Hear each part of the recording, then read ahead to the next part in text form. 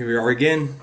Long time no talk. I was thinking about throwing up a vlog for my off season, just to kind of check in with you guys and talk about what I'm going through, things like that.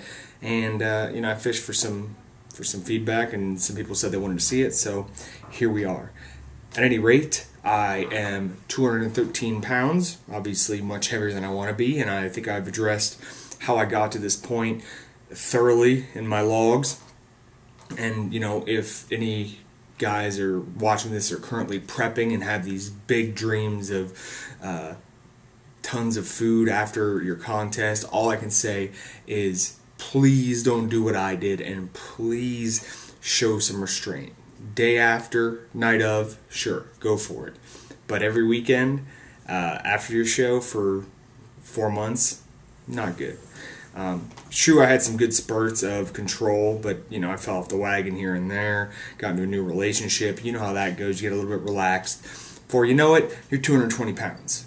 Seeing as how I like to compete at under 180, that's not a good place to be.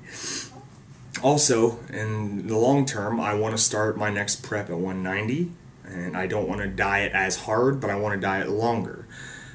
If you look at Jeff Alberts, that's a guy who's pretty much following a little bit more of an extreme version of what I'd like to do. He's been dieting for 35 weeks now. More power to you, Jeff. But I want to do a 25-week prep, maybe 28, and see how that goes. As it stands right now, I'm about a year out, I'd say, before my first contest. So I got plenty of time to still grow and get to where I need to be.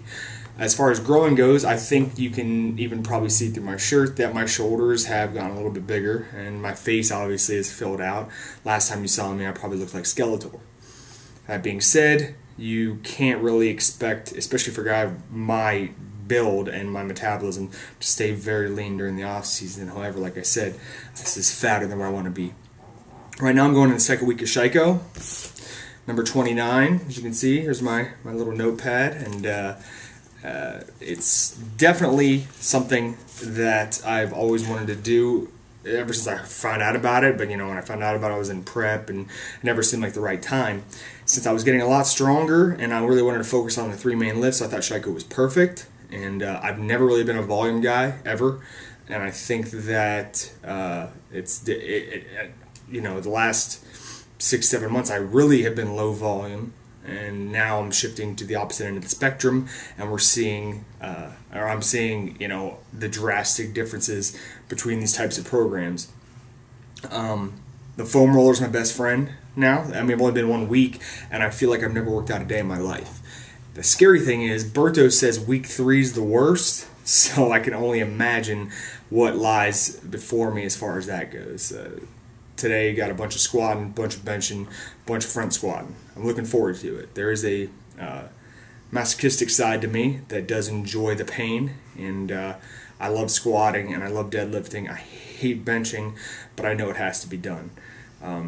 As far as my goals in the off season, after this diet's over, should be over in October, November, and I plan to eat at maintenance or a little bit above, depending on how Berto feels, and try to progress my strength. From that, I don't want to get over 200 again after I diet down, so I will remain in the 190-200 range until March 2012 when I start my prep.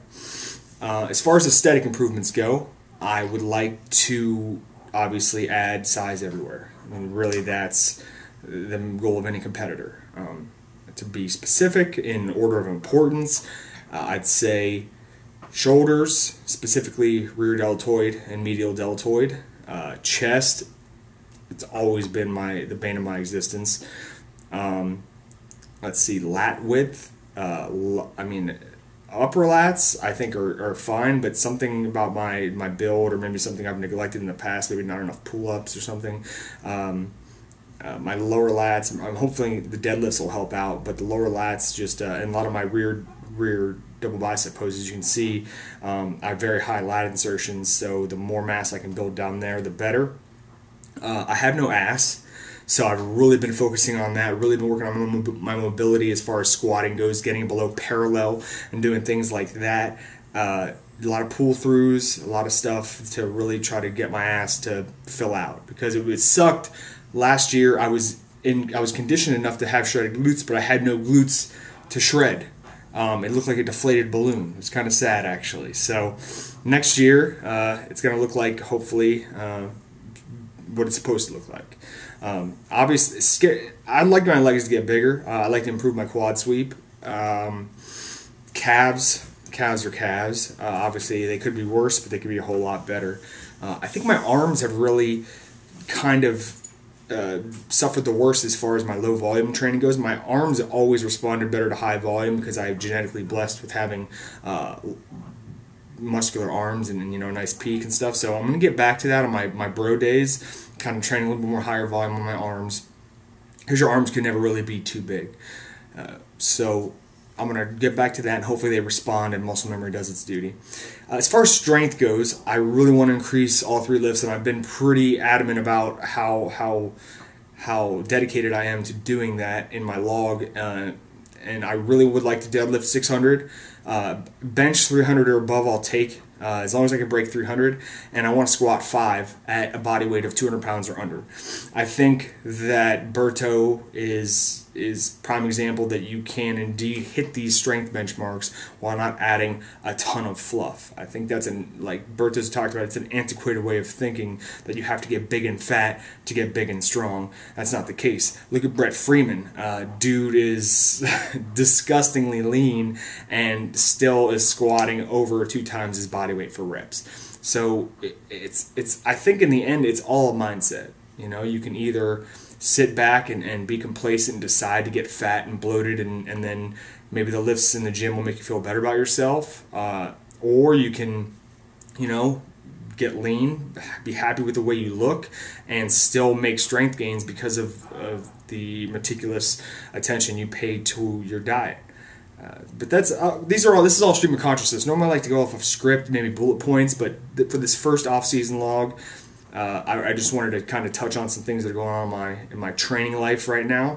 Regular life's awesome. I don't think I need to go into any more than that. If you're friends with me on Facebook, you know that I'm as happy as I've ever been. So that's great, and that really helps my training out, because if it's a mindset when you step in that gym. If you're feeling bad, it's hard to get in the zone sometimes, especially when you got 18 sets of squats to do today. So from here on out, I'm planning to try to do these at least once every week, 2 weeks, depending on how much feedback I get on this. I know you guys like my contest prep, but seeing as how these logs are a little bit different in nature, I don't know if the frequency is going to be once a week, twice a week, 3 times a week. We'll see. Once again, I really want your feedback on this, and I want requests. What do you guys want to see? What do you guys want to talk about? I really like doing these, so if you have input, I'd love to hear it. So this is Eric, almost 1 year out, and I will see you guys on the flip side.